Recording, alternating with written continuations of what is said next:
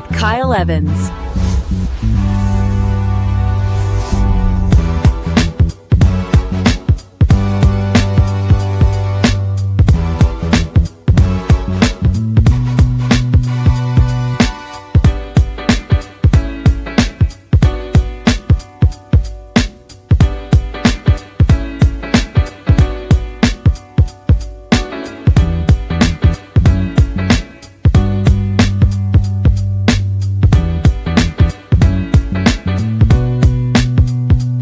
Grow with Kyle Evans.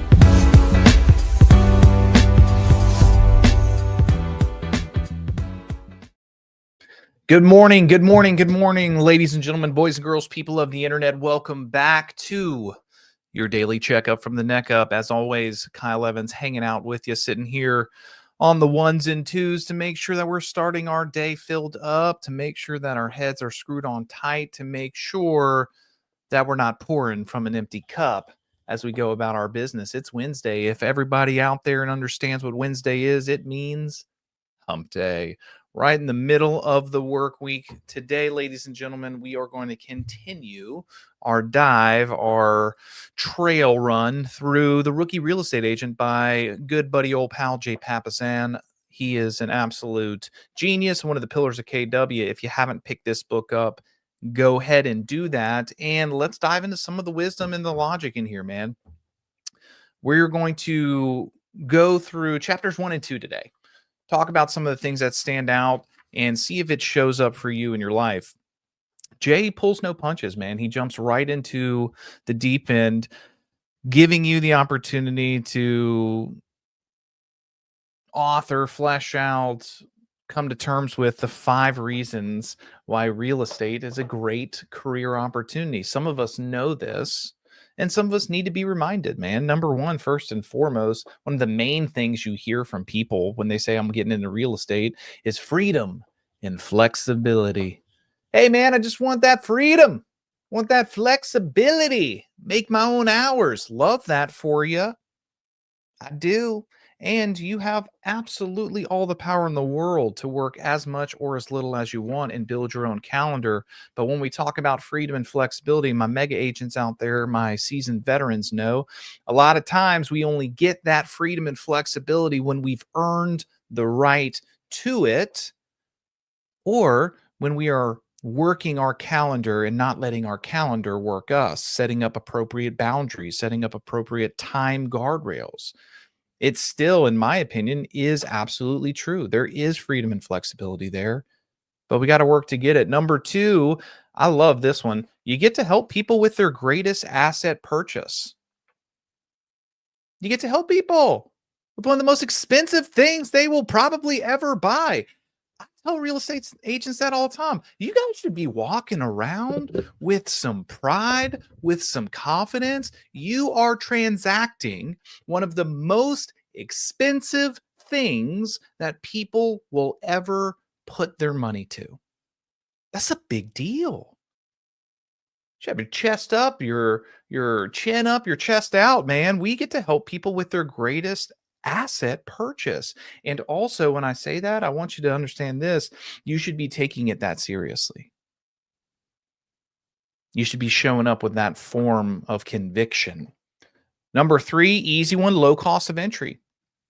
I'm not going to tell you that college is a scam. Don't feel like getting my inbox flooded. I'm just saying there are ways and careers out there that you can make a whole lot of money, help a lot of people with a very low barrier of entry. Something to think about. If you're out there listening, thinking about getting your real estate license, something to consider. If you're out there inside of KW looking to grow your profit share tree, looking to bring people into the fold, something to consider explaining to them there is a low cost of entry.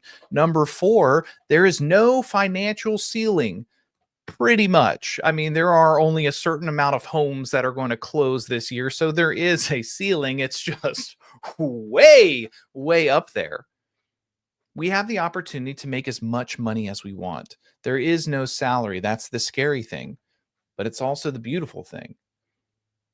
Ladies and gentlemen, if you are a real estate agent out there and you don't like how much money you made this year or last year, I got news for you. It's your fault.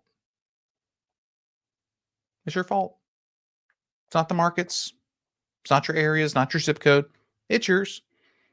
And that's a tough pill to swallow sometimes, but here's the cool thing about it. It means that you can make more if you choose. If you choose to do the right things, follow the models, work the skills, understand your schedule, build those muscles, you can make as much money as you want. There's no financial ceiling. Lucky number 5, that's an inside opportunity to invest. I think this is great news, not just for rookie real estate agents out there, as the title of the book describes. This is something, a checkup from the neck up, that I think all real estate agents need to understand. This is an inside opportunity to invest. Every time Gary Keller said this and continues to say this, every time you go on a listing appointment, you should be asking this question before anything else. Should I buy this property? Should I buy this? Should I find a way to take hold and purchase this property? It is an inside opportunity. You get eyes on target before the market ever does. Something to consider. Why not you?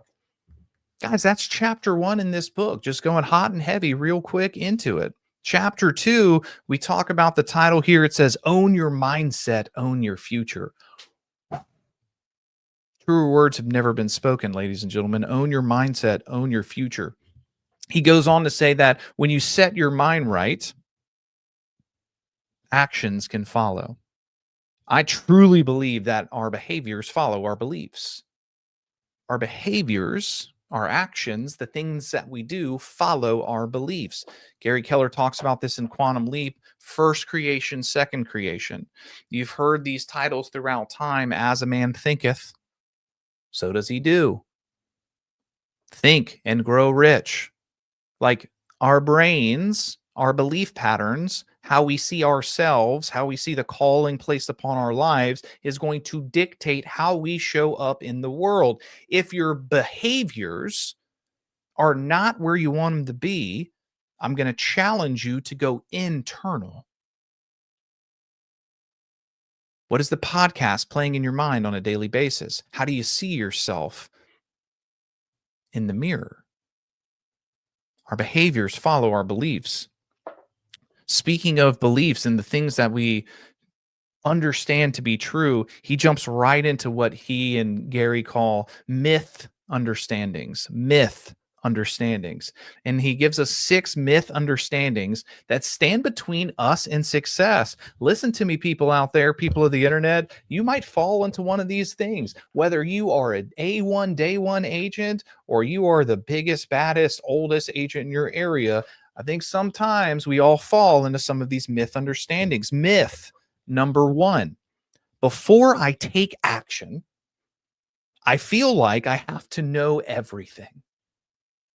Before I take action, I feel like I have to know everything. That sort of false confidence stops more people than just about anything. Having to have the false illusion that you know everything and that's good before you start, it's going to keep you stuck. He goes on to say the truth is will never you will never know everything. So delaying is pointless. That's a lie. That's a myth that we tell ourselves. I got to know everything before I start. You will never know everything. So delaying is pointless. The only reason that I have some modicum of success is because I'm like, let's just go. We will figure it out. Let's start taking steps. Let's start moving down the path. Are they always the right steps? Absolutely not. But to me, it's better than sitting at the start line trying to figure everything out before I even take that step. You will never know everything. So delaying is pointless. Myth number 2: my salespeople out there, not just in real estate, but everybody out there slanging some products to the masses. Myth number 2 goes, I'm not a salesperson. I don't know what to say or do. Gosh, I'm not a salesperson. I don't know what to say or do. This goes back to that internal self representation that I'm talking about here. the things that we're playing in our mind nonstop, the words that we're not saying out loud, but Lord knows we're saying to ourselves, I'm not a salesperson. I don't know what to say, Kyle. I don't know what to do. It's a myth, and it's a lie that doesn't belong to you. You see, Jay goes on to tell the truth, and I fundamentally and foundationally believe this. Sales is a skill. You can learn what to say and do. Sales is a skill. You can learn what to say and do. Don't tell me you're not a salesperson. Don't say that. Everybody is. It just depends on how good or not good you are at it. It's a skill. It can be trained. You can level up. You can get better, but it takes intentional focus and time. It takes choosing to not live in the identity of the negative. I'm not a salesperson. Yeah, right. I think everybody's a salesperson. Have you ever talked to a toddler about getting a piece of candy or a donut? They'd be selling you. Ooh, giving you doggy little puppy eyes and combating your objections. Everybody's a salesperson. Everybody. Sales is a skill. You can learn what to say and what to do. Myth number 3. Love this one. I don't have a local network. I don't have a local network. The truth is, nobody does until they build one. You didn't just come out the womb with tons of friends and a network. Like, what are we talking about? One of my favorite things to challenge people on when they say this, I just don't have anybody, I don't know anybody, nobody wants to talk to me, all those things. I'm like, bro, do you have a friend? Like any friend, like a best friend, good friend? They're like, yeah. "W- Were you born with them? Well, no. So at some point, what I'm hearing you say is that you guys were strangers and you were not in each other's networks. Well, yeah. Okay. So that's the same thing. Every person that we don't talk to, every conversation that we don't have is a potential for that next best friend, that next great person in your network that you're saying no to. Nobody has a great network until they build it. Are you going to start building today, ladies and gentlemen, if you haven't? Are you going to go seek out the right rooms? Myth number 4. I love this one too. Jay's on it. If I ask people for business, I will annoy them. If I ask people for business, I will annoy them. If I had $1 every time that I heard that from agents that I coach and speak to, I would not be here with you right now, ladies and gentlemen. I would be on like a 20,000 acre ranch hiding from the world, just doing things, piddling. This is one of the most common things I hear in sales, industry agnostic. If I ask people for business, I will annoy them. The truth of the matter is if you help people solve problems, they will be grateful. If you help people solve problems, they will be grateful. That's the underlying truth. That is the foundational principle. Are you helping people solve problems? Are you helping them solve problems? If you're not, then yeah, maybe you are annoying them. You should be coming with value and coming from contribution to truly serve other people. When you're walking with that cloak on, you ain't annoying anybody. People are in gratitude because you're helping them. Are you taking the time to figure out how you can serve another individual? Are you coming with your hand full or are you coming with your hand out? Because that feeling is going to resonate absolutely differently for each and every person. Myth number 5 here in The Rookie Real Estate Agent by Jay Papasan. I won't get hired because everybody already has an agent. I won't get hired because everybody already has an agent. The truth is you won't know until you ask. You won't know until you ask. Now, I will put an asterisk on that. I believe that the majority of the people in your network, the majority of the people on your Facebook right now know 3 to 4 other real estate agents. Law of large numbers. But I chose my words properly right there. I said, no 3 to 4 real estate agents. They know of. It doesn't mean that their agent. It doesn't mean that they are under contract, that they are working with that person. It just means they know them. You don't know if you can or cannot be their agent until you ask, until you build a relationship built on contribution, built on value. Remember, coming with our hand full instead of our hand out. I won't get hired because everyone already has an agent. Poo-poo. No, they don't. No, they don't. 12% of sellers work with the same agent again.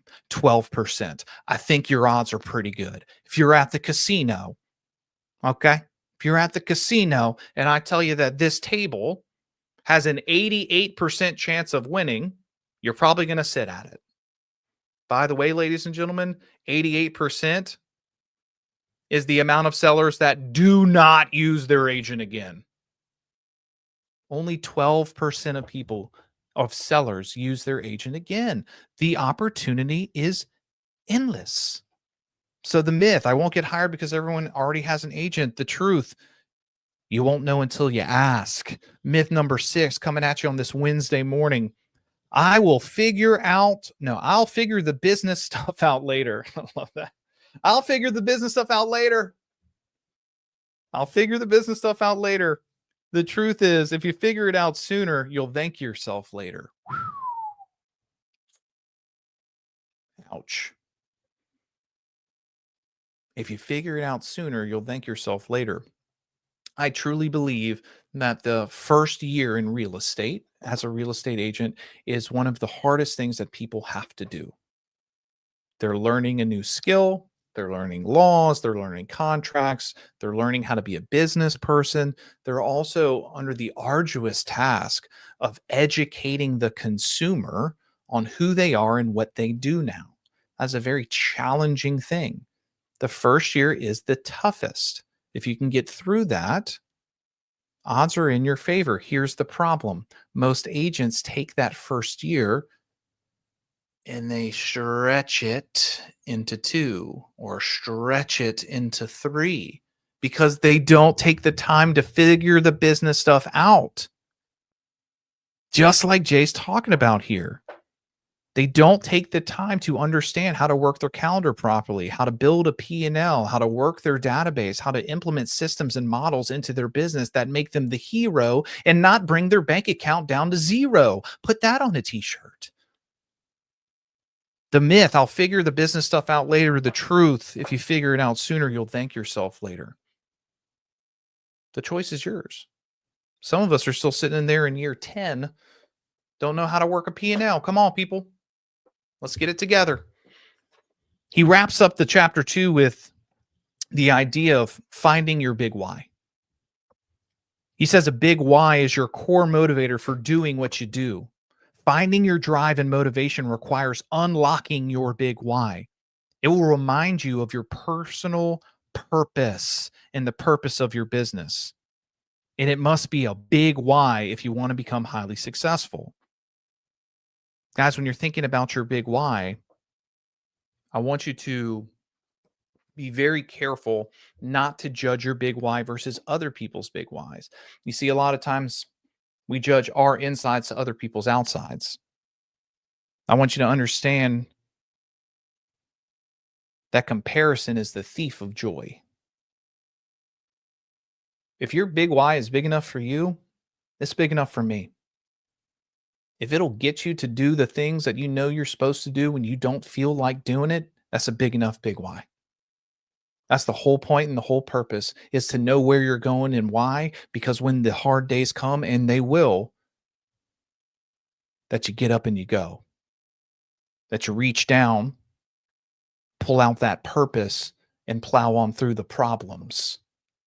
Little alliteration for you on a Wednesday morning. Jay, wherever you are, thank you for writing this book. Guys, we're going to keep diving into the wisdom in these pages. Happy Wednesday. It's 8:20. It's time for me to release you into the wild. Go be the juice today. Make sure your juice is worth the squeeze, and let's go get our unfair share. As always, thank you for being here. I'll see you bright and early tomorrow morning.